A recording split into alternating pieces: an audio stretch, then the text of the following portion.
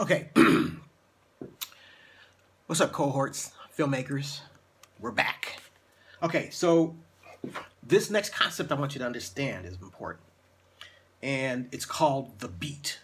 And I may have mentioned it in the last video a little bit, but the beat is the smallest unit in a scene. Okay, and I'm not talking about the beat where in a script they'll say a beat passes or he rests a beat.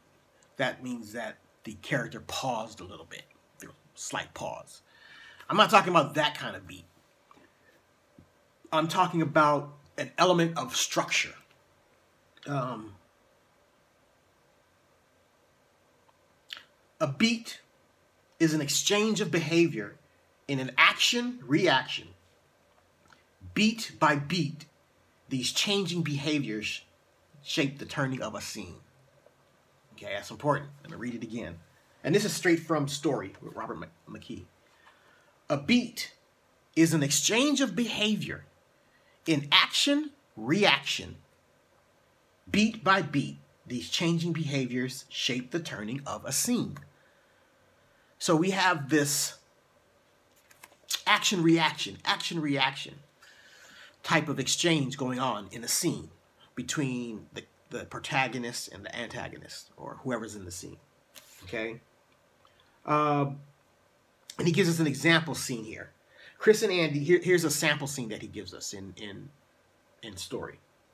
Chris and Andy are in love and live together. They wake up one morning and start to squabble. Their spat builds in the kitchen as they hurry to make breakfast. In the garage, the fight becomes nastier as they climb into their car to drive to work together. Finally, words explode and violence on the highway. Andy wrenches the car to the shoulder and jumps out, ending the relationship. This series of action and locations create a scene.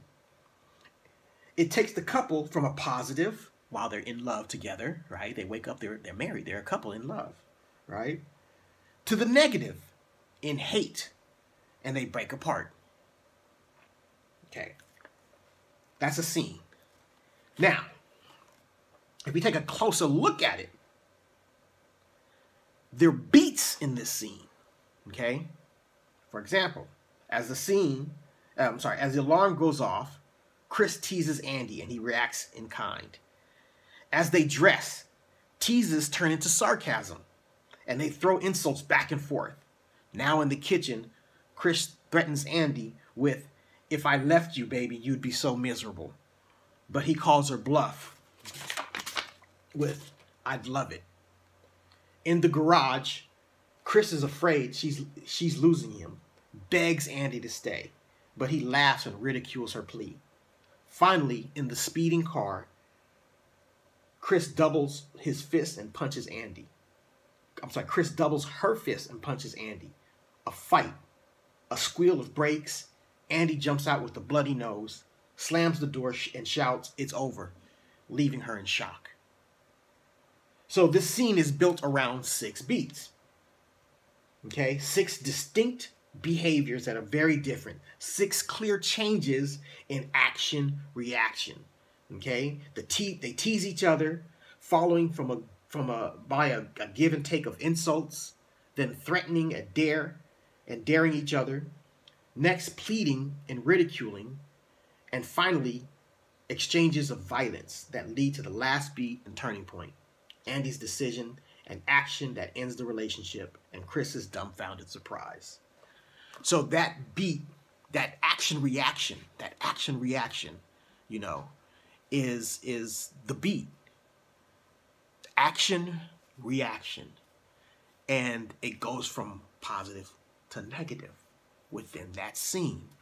They started out in love, and that's the end of the scene. They hate each other. They broke up. Okay? But within that scene, there are beats. Let me read it again. An exchange of behavior in action-reaction. Okay? Your scenes have to have those exchanges of behavior. The action-reaction. Someone does this, the other person does that in response to what they did. And the design of that escalates. It gets higher and higher, the stakes. Okay? Like in this sample scene, it starts off with teasing. And then it escalates to a dare. And then it escalates even higher to them breaking up. Now they hate each other. Okay? All right. See you on the next video.